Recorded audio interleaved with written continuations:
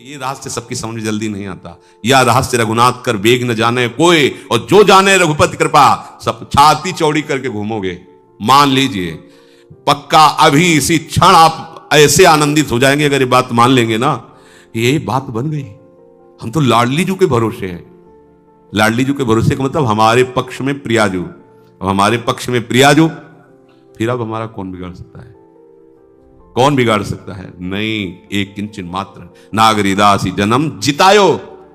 लालू कहते हैं कि हर आज्ञा का इसने उल्लंघन किया है। प्रियाजू जरा से कोई बात नहीं, कोई बात नहीं जाले दो। लाडली जू की भ्रकुटी चढ़ी, अनुल्लेख्यानंतम, बिल्कुल काट दिया महारानी जो, ये रजिस्टर फूक दिया इसका, ये ले। हाँ, हम लोग ऐसे पास होंगे, ऐसे नहीं पास हो सकते, पक्का समझ लो। ऐसे ऐसे प्रश्न है जिनका समाधान ही नहीं है। और अगर आप शरणागत हैं तो ऐसे ऐसे नंबर हैं जो प्रश्न के उत्तर लिखने पर आते ही नहीं है, वो केवल उन्हीं के द्वारा दिए जाते हैं। ये मेरा है, अब बोलो क्या? खत्म, सब खत्म। वो बोल देते हैं ठसक से, ये मेरा है, बस खत्म। ये मेरा सेवक है, जैसा मेरे सेवकों का होता है वैसा ही करो। नहीं, आपको तो इसने छोड़ दिया, वैसा को उसने छोड़ दिया, मैंने थोड़ी छोड़ा, चलो करो। किसकी चलेगी इनके आगे? इसलिए इनके जैसा कोई कृपालु नहीं। अतः उपासक को यह देखना है कि वो प्रभु पर निर्भर है या अन्य किसी पर, यह ध्यान देना चाहिए अंदर से। हाँ, हरि गुरु चरण सेवा अनुसरहु, अर्चन बंदन संतत करहु, दास संतन कर सुख लाओ। हमारा आश्रय तत्व दृढ़ होना चाहिए। अब इस आश्रय तत्व में जितना अहंकार है वो बाधा पहुंचाता है। वो सांप की तरह फन फैला करके दौड़ता है बार बार। जैसे प्रभु नाच नाच करके कालिया के फणों को मर्दन कर दिया, अहंकार चूर कर दिया, ऐसे ही फिर आश्रयदाता हरि नृत्य करते हैं उसके अहंकार पर, चूर चूर कर देते हैं। जो भी कहीं कुछ भी सब मिटिया मेट कर देते हैं। एकदम दैन्यता की मूर्ति वो उपासक हो जाता है, क्योंकि उसको कोई बल ही नहीं। अगर वो कुछ भी सोचे तो क्या सोचे, उसके पास है ही नहीं कुछ प्रभु की सिवा को। तो फिर जैसा जोई जोई प्यारो करे सोई मोहि भावे, क्योंकि उसके पास कुछ है ही नहीं। ऐसा उपासक अभी जीवन मुक्त है। अभी कुछ भी हो, कोई भी हो, कैसा भी हो, अभी जीवन मुक्त है। अभी अंतिम फाइनल उसका अभी इसी क्षण हो गया। बस केवल प्रभु का भरोसा। ये जबान से कहने की बात नहीं है, ये वहां रोक के प्रश्न करें मैं तो प्रभु के भरोसे हूं। जैसे कल प्रश्न, मैं तो समर्पण किए हूं, फिर हमारा काम क्यों नहीं बना? तो तुम्हारा काम क्या रह गया? तुम रह गए, तुम्हारा काम रह गया। तो समर्पण बकवास को थोड़ी कहते हैं। समर्पण किनका होता है? तन का, मन का, प्राणों का, स्वयं का। तो जब तन मन प्राण स्वयं समर्पित हो गए तो हमारा काम क्या रह गया? अब तो सब वो जाने उनका काम। हमारा काम क्या है वो हमारे, बस इतनी बात दिमाग में रखना। उनका काम क्या है वो देख लेंगे, ये पूरा सब उन्हीं का काम है, वो सब करवा लेंगे जो कुछ जैसे चाहिए। भक्ति योगी को सर्वश्रेष्ठ बताने से सिद्ध हुआ कि जितने योग हैं उनमें पूर्णता में कुछ न कुछ कमी रहती है। संसार संबंध विच्छेद होने से सभी योगी बंधन से सर्वथा मुक्त हो जाते हैं, सभी निर्विकार हो जाते हैं, सभी सुख और शांति आनंद को प्राप्त करते हैं, यह पक्की बात है। परंतु जो प्रभु का अनन्य आश्रय लेकर भजन करता है उसमें और इन सब में अंतर है। इनमें भगवत प्रेम नहीं होता। मुक्त हो जाएंगे, सुख शांति को प्राप्त हो जाएंगे, पर प्रेमी नहीं होंगे। और जो भगवत आश्रित होता है उसको प्रेम, ये सब योगों का श्रेष्ठ योग प्रेम योग है, उसे प्रेम प्राप्त होता है। जैसे उद्धव जी अपने को पूर्ण मानते थे, पर जब प्रेमी गोपीजनों के समीप गए तब उनको अपनी अपूर्णता का बोध हुआ। ऐसे ही जितने भी योग हैं यहां जो वर्णन किया जा रहा है कि वो निर्विकार हैं, वो मुक्त हो जाएंगे, सुख मिलेगी, शांति मिलेगी, आनंद का अखंड अनुभव होगा, सब ठीक है, पर वो प्रेमी नहीं कहे जाएंगे। ये पूर्णता अनन्य भाव से भगवत भजन करने में ही होती है। आगे प्रभु करुणा करके अपनी तरफ से अर्जुन जी को उपदेश कर रहे हैं। मैया सक्त मनाह पार्थ, ये बहुत अमृतमय वचन। मैया सक्त, केवल मेरे में आसक्त, ये बहुत अमृतमय वचन है। प्रभु में आसक्ति ये बड़ी दुर्लभ बात है। अपने कल्याण के लिए योग ज्ञान साधन सब मंगलमय है, लेकिन प्रभु में आसक्ति। इसीलिए हरिवंश महाप्रभु कहते अलम विषय वार्तया नरक कोटि विभत्सया वृथा स्तुति कथा श्रमो बत विभेमि कैवल्यता परेश भजनोन्मदा यदि सुखादया किम ततः। क्या ये विषय वार्ता तो करोड़ों नरकों से भी गंदी क्यों करते हो? और वेद की वार्ता भी मेरे सामने, मेरे लिए तो बेकार है। और ये बड़े बड़े महापुरुष ईश्वर की भक्ति में लगे हैं, इनको भी प्रणाम है मुझे, इनसे भी कुछ नहीं। तो आप हो कहां?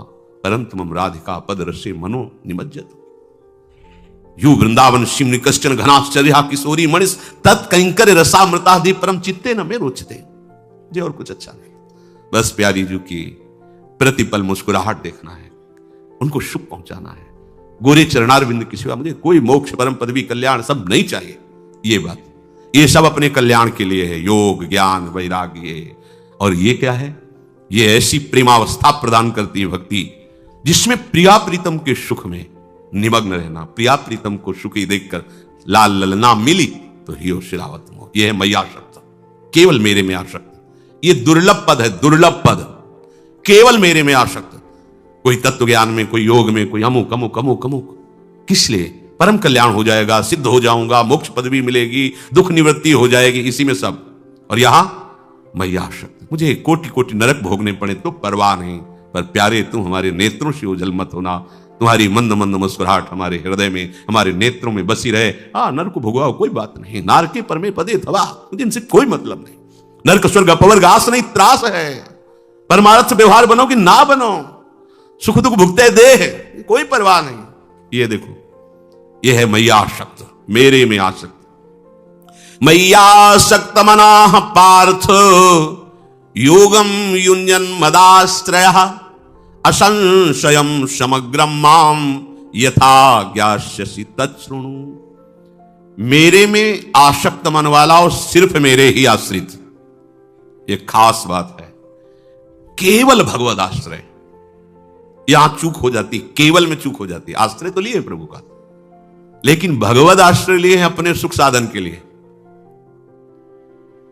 और वो भी अनन्य भाव से नहीं लिए।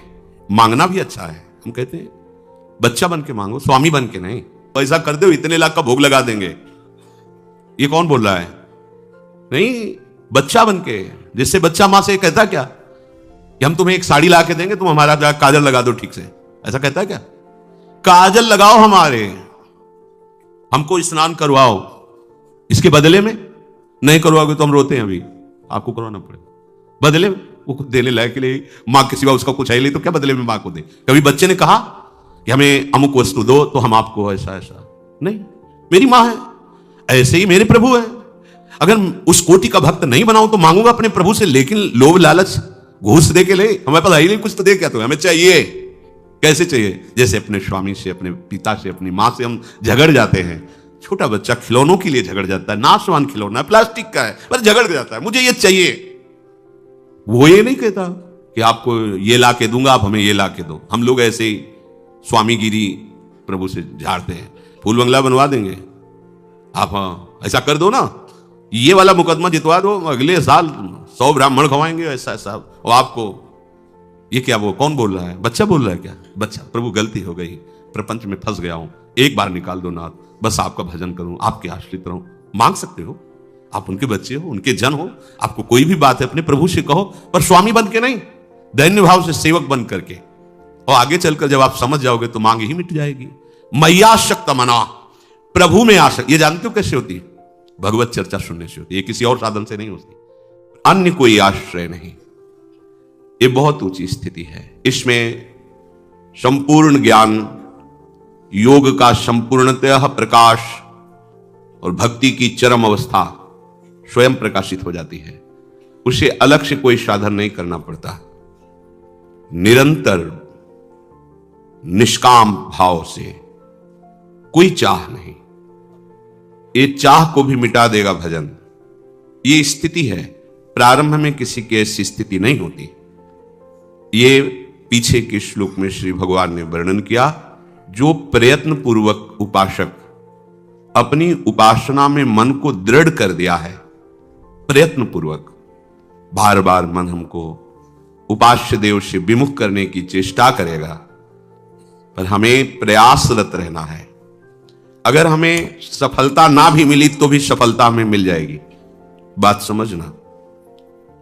श्रद्धा विश्वास पूर्वक प्रभु में तल्लीन हुए मन से जो उपासक भजन करता है, तो प्रभु की तरफ से समस्त साधनाओं का स्वरूप उसके हृदय में प्रकाशित हो जाता है। शब्द ध्यान दीजिए, समस्त साधनाओं का। ज्ञान का स्वरूप तत्वबोध होना, सर्वान वस्तुतया निरीक्ष परम स्वाराध्य बुद्धिर्मन तत्वबोध हो गया। वैराग्य का स्वरूप लोक परलोक के किसी भोग में राग न रहना। जगते भयो फिरे वैरागी, श्री वृंदावन रस में अनुरागी।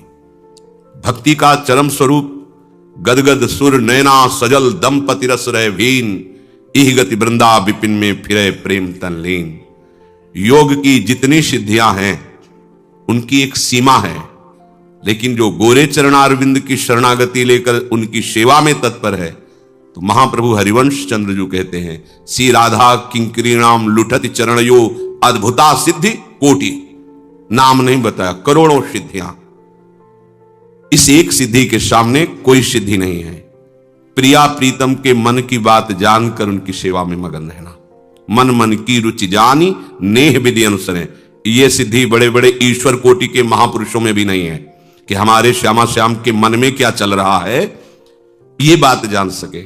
बड़े से बड़ा योगी प्राकृतिक पांच भौतिक शरीरधारी के मन की बात जान सकता है, लेकिन हमारे प्रिया प्रीतम के मन की बात ये केवल सहचरियों को ही सिद्धि प्राप्त है, किसी और को नहीं।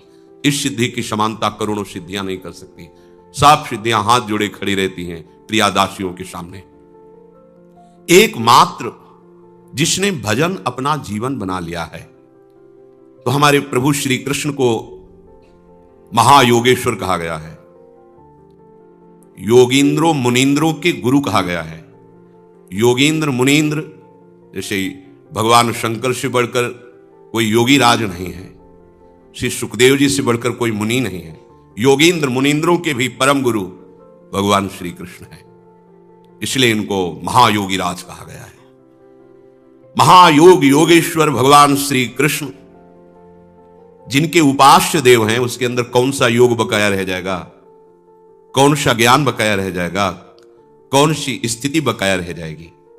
क्योंकि जिसने इनकी शरण ली वो ऐसा पूर्णतम होता है कि उसमें कहीं से भी किसी भी तरह की कमी नहीं रहती। कि भक्त तो हैं पर इनको ज्ञान नहीं है, भक्त तो हैं पर इनका वैराग्य। वैराग्य का तात्पर्य कपड़ा उतार के घूमना नहीं है, वैराग्य का तात्पर्य शरीर का ही राग नष्ट हो जाना। अब ये कैसे जानोगे भाई? कपड़ा उतार कर फटे पुराने कपड़े पहने तो दिखाई दे रहा है, लेकिन उसने स्थूल सूक्ष्म कारण तीनों शरीरों का राग ही त्याग दिया, ये कैसे जानोगे? ये तो स्थिति प्रज्ञ ही जान सकता है, दूसरा थोड़ी जान सकता है। ये वैराग्य प्रभु प्रदान करते हैं। कुटुम देह ते जाए छूट सब ही विधि नातो, सब ही विधि नातो। ये प्रभु का आश्रय और स्मरण। प्रभु कह रहे हैं मेरा भक्त युक्ततम होता है, सबसे श्रेष्ठ होता है। जो ऐसा भक्त होता है उसे योग भ्रष्ट होना ही नहीं पड़ता है। पीछे जो चर्चा हुई कि अंतिम समय भगवत स्मृति नहीं हुई, किसी वासना का आदर हुआ या कुछ हुआ, वो अभी भक्ति की भावना में नहीं उतर पाया, तब ऐसा हुआ है। अगर वो पूर्ण भगवत आश्रय लेकर के भजन की ऐसी शैली जिसमें अन्य कहीं कोई मिलावट नहीं है, तो बड़े महिमा की बात कह रहे हैं कि किसी भी कारण से उसका मन अंतिम समय प्रभु से हट गया, अत्यंत पीड़ा या किसी भी कारण से, उसे योग भ्रष्ट नहीं होने देंगे। ये बात देखनी, ये केवल बात उसी के लिए जिसने अन्य साधन का, अन्य का कहीं कोई भरोसा आशा स्थान नहीं है, जिसे थोड़ा भी अपने पुरुषार्थ का बल है, साधना का बल है, अपनी साधना पर विश्वास है, अपनी जितेंद्रियता पर अभिमान है, तो ऐसे के योग भ्रष्ट होने में चांस है। लेकिन जिसने केवल भगवान का भरोसा, केवल प्रभु का बल, केवल प्रभु ही अपने हैं ऐसा माना है, और अंतिम समय उसका मन हट गया किसी भी कारण से, तो कह रहे हैं कि अत्यंत पीड़ा या बेहोशी या किसी भी कारण से वो प्रभु को भूल गया, अंतिम फाइनल होता है।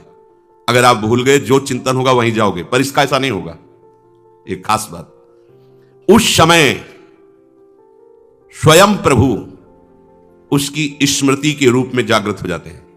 वो भूल गया पर भगवान जागृत हो गए। ये देखो खास बात, ततस्तम म्रियमाणम तु काष्ठ पाषाण सन्निभम अहम स्मरामि मद्भक्तम नयामि परमाम गतिम। अब उसकी स्थिति अंतिम समय भयानक कष्ट है या किसी भी कारण से पत्थर की तरह हो गई, काष्ठ की तरह, कोई चिंतन नहीं बन रहा, कोई अंधकार छाया हुआ है। उस भक्त का मैं स्मरण बनता हूं, अहम स्मराम, भगवान स्फुरित होने लगे, उनका रूप, उनका नाम। अब वो नहीं कर पा रहा कुछ। उसको उस समय जो गति प्राप्त होती है वो किसी बड़े बड़े योगियों को भी नहीं प्राप्त होती। ये चमत्कार है भगवद आश्रय का। प्रसन्न हो जाना चाहिए बात सुनकर। हमें अंतिम का भी कोई भय नहीं रह गया।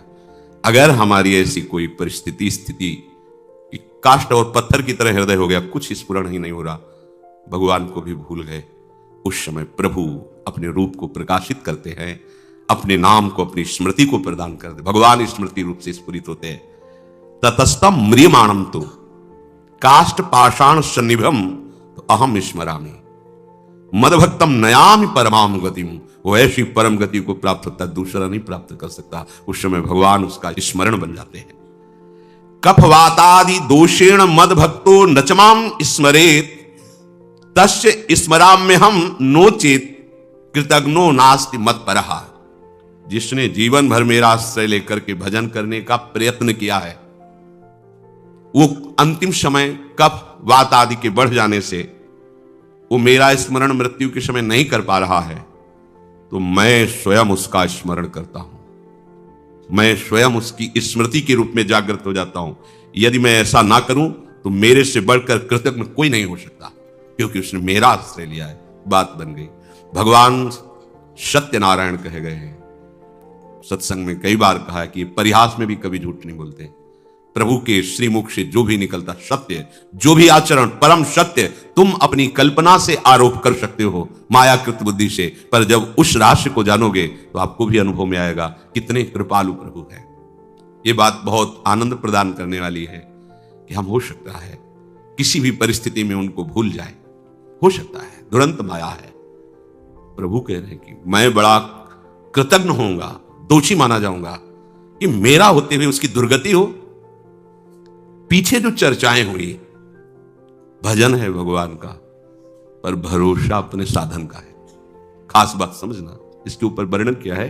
जिसको थोड़ा भी अपने बल का भरोसा है, अपने पुरुषार्थ का, साधना का, जितेंद्रियता का, सदाचार का, मैं बड़ा तपस्वी हूं, मैं ज्ञानी हूं, मैं ध्यानी हूं, मैं भजनानंदी हूं, है भजन, पर अपना थोड़ा सा बल लिए हुए, ये चूक हो जाएगी, योग भ्रष्ट हो जाएगा। अगर योग भ्रष्ट होता है तो अगला जन्म होगा।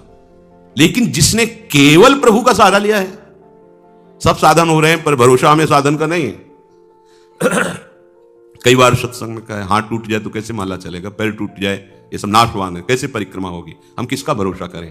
केवल प्रिया प्रीतम का। हमारे साधन क्या है? प्रिया प्रीतम। जो बन रहा है जय हो, नहीं बन रहा तो जय हो, हम आपके हैं। हमारी कराह पड़े पड़े आपको ही पुकारेगी, राधा राधा राधा।